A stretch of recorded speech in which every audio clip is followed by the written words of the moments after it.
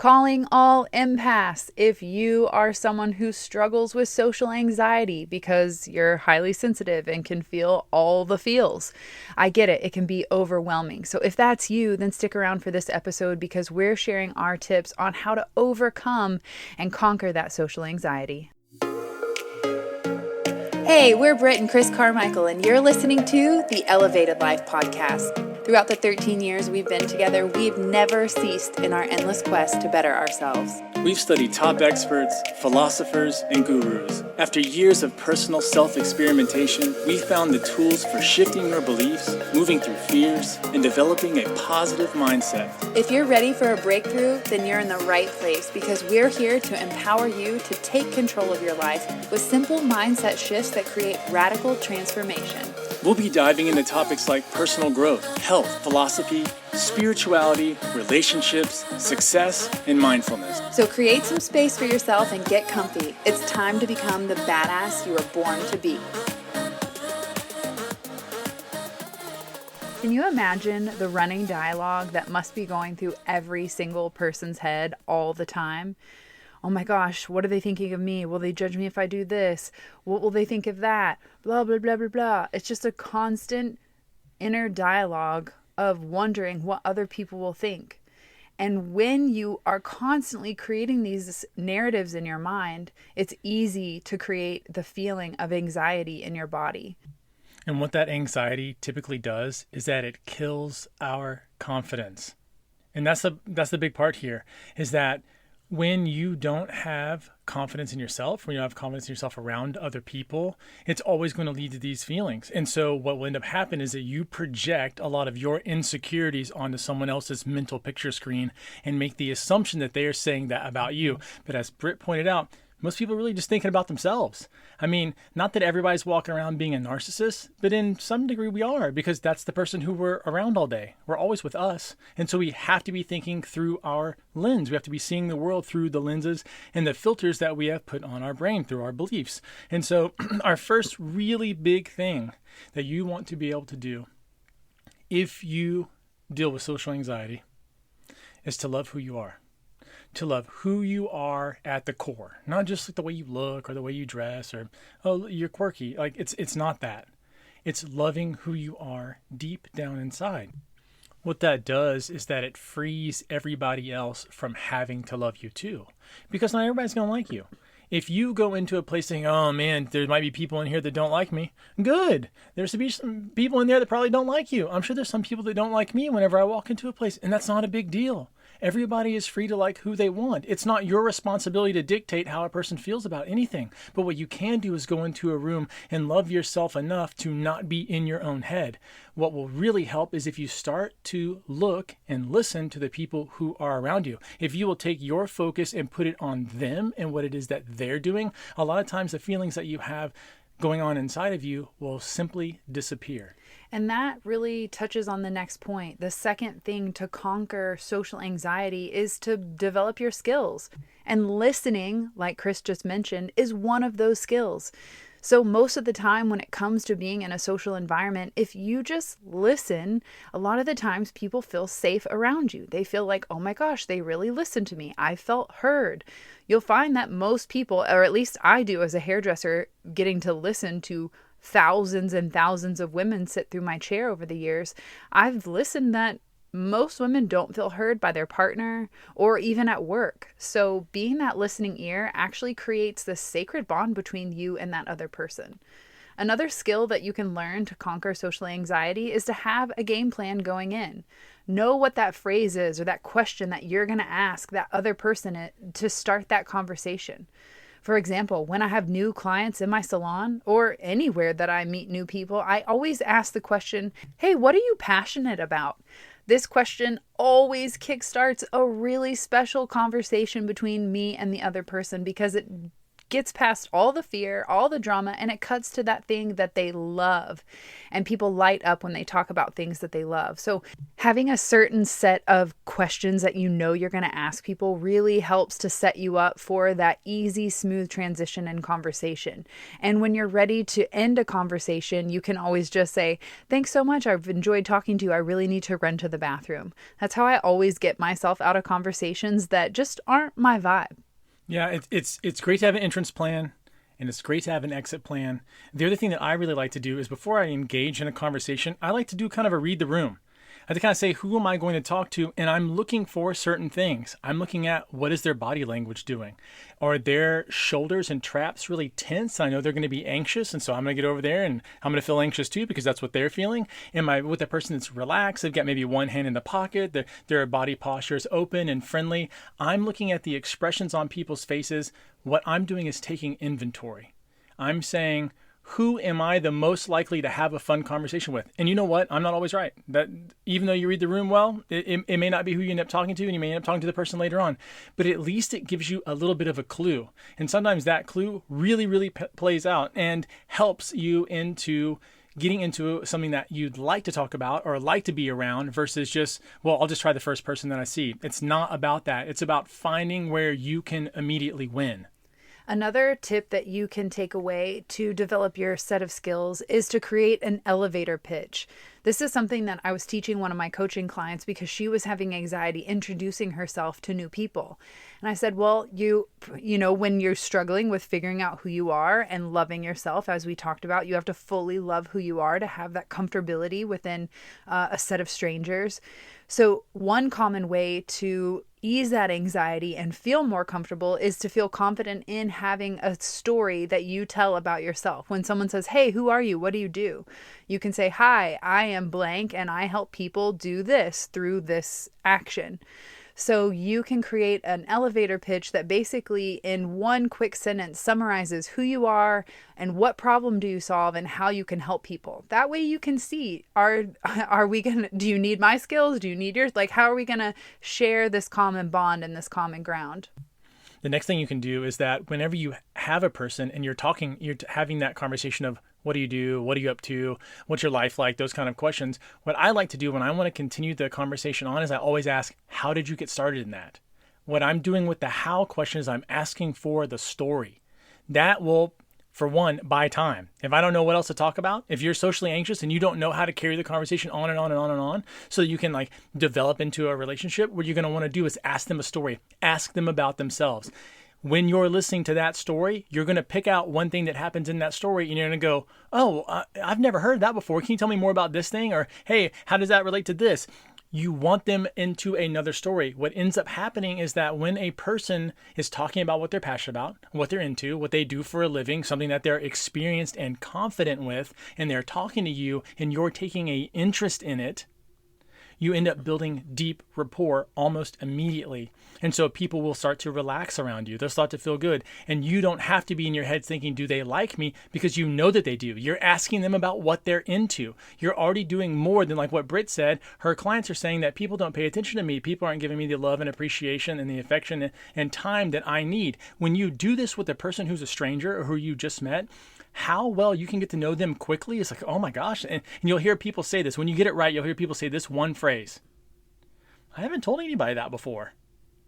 And what you realize that you just did was you started to provide space. You started to allow someone to open up and be themselves because you were curious. Having genuine curiosity looks like deep interest to another person. And so you start to seem like you care, and you should. I mean, that's the whole reason we're in a conversation with somebody is because we care. We're genuinely interested in what it is that they're doing. And so having a little bit of a setup beforehand, because people are going to ask you basically the same questions.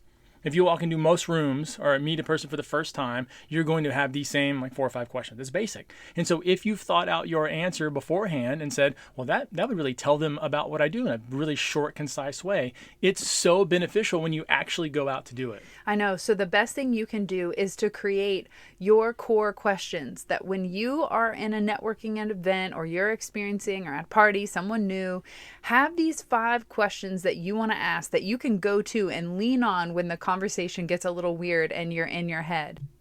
The next thing that you can do is to take small steps. And what I mean by that is if it weirds you out to be around a lot of people at once, or don't start off there. Don't just always immerse yourself into the tough thing. What I like to do is to advise people to go to the grocery store, go out to a restaurant, have conversations with those people. Start there. They have to talk to you. I mean, it's part of their job. They're getting paid to show up and talk to you. And so it's excellent to start working on your skills, working on the elevator pitch. Did that work that time? Do you need to phrase it a little bit differently? Was it confusing for the other person? Did it light them up? Did they smile? Did it make them laugh? And when things go right, write it down. This is something that you're going to face every time you meet somebody. So to have it down pat is really the way to go. The other thing that I like to do is that if you have an exceptional skill, if you're good at whatever, there's something physical, go out and play on a team. If you're good at sports, go get on an extracurricular kind of like the team, get in an adult league so you can excel there. When you're in your flow state, which is what it is that causes you to excel, when you're in that state, when it's something that you've practiced a lot, other people will be like, oh my gosh, I love this person. Look how well we're doing. We're winning because of them. And so anything that if you're good at trivia, go out to restaurants and play trivia. Like be a part of something that you're already good at. If it's quilting, do that. You will find people who love doing that thing. And so that's where you want to start having your conversations, where you already know about what the person's also interested in. This is different than what we talked about before, where it's nice to meet new people. On the new people, you're going to be wanting to find out about them. But when you both are into the same thing, now you can start to share what it is that makes you personally great. One of the things I thought was so cool this year at the Goddess Retreat, one of the retreaters actually told us that she volunteered herself to be the rideshare person from the airport, that she would go and pick up a few of the girls from the airport and bring them to the cabin. The other thing she said she challenged herself to do was to get in a shared room with other women that she didn't know rather than getting a private room for herself. These are small and maybe large ways that you can challenge yourself to take that next step, to put yourself in a position to show up and to be social when you normally would go through the self-checkout line and avoid all things possible talking to anybody else. And I totally get it. I am 100% that guy. I'm not super social by nature, but that doesn't mean that I haven't learned the skill set to be able to show up in a social situation and to have conversations, meaningful, deep conversations with people where we both walk away being like, I'm so glad I met them. That was awesome. I could talk to them for hours. You have to be able to develop that in yourself and to be able to inspire and motivate other people in the same way, because that's how you're going to show up and do all the good stuff that you've got going on in the world. Like that's how you're going to deliver the nuggets that are in your heart and in your soul. If you can't make a quick connection with somebody, if you can't pizzazz somebody for just a minute, it's going to be tough. And you don't have to live this way all the time. I'm not always telling people, hey, go network, go network, go network. That's not it. Like if that's not you, telling most people go away. Yeah, that's it. And you can succeed without having to do that all the time, but you do have to show up sometimes. And when you do show up, it needs to be strong. And so these are all things that you can practice. This doesn't have to be something that's debilitating. It doesn't have to be something where you just have this big confidence issue and now you have this great thing that you want to bring into the world, or this thing that you want to share, you want to inspire people. Maybe it's a struggle that you overcome and now you can't because you're sitting there too in your head about it, when there are tons of people out there who would benefit immensely from the advice and the wisdom that you've had along your ride. So you have to overcome this in little ways. And it will be the accumulation of multiple of these things stacked on top of each other. This will allow you to control a lot of the environment. When you do it this way, you have a lot of control. And then once you get comfortable doing it, where you start to not care as much anymore, you know that it matters, but you have that less of that deep caring feeling where you're like, well, I don't have to be into whatever it is that they're into. They can live their own life. I can live mine. We can share it with each other and it can still be fun. I can still take interest. You'll know it because the feelings that you have when you go up and start to talk to a person will just be totally submerged underneath this love for them. What I found out by doing this is that I love listening to other people's stories. I'm not super social, but still love hearing them and being around people. It doesn't mean I do it all the time, but when I do it, I really am I'm so dialed into them. I'm so 150% there. I'm listening. I'm not in my head thinking about what the next thing is that I'm going to say. I'm just standing there with them, listening, being intent, trying to be someone who they have not talked to. I want them to leave and call their friend and talk about me.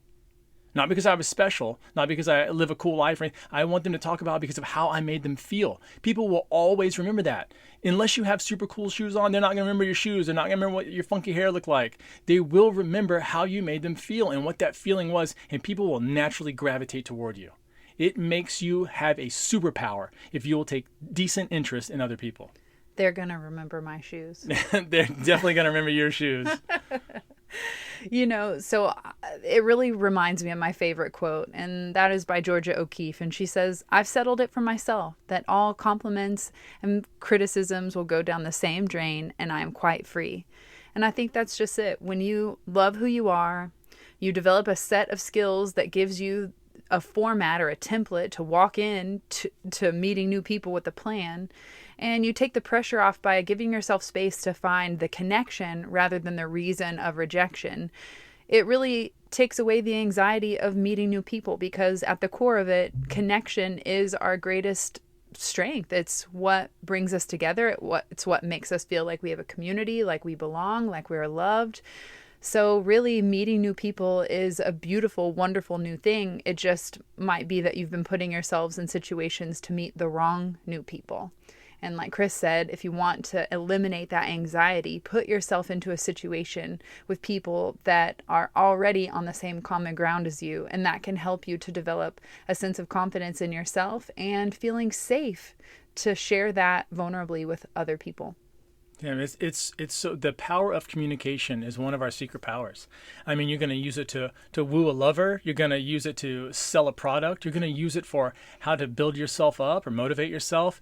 Communication is one of those skills that we have to constantly be sharpening. We have to constantly be working on it, because things that worked before, we may need to upgrade. And if you have not practiced communication skills, this is definitely a time to jump on that.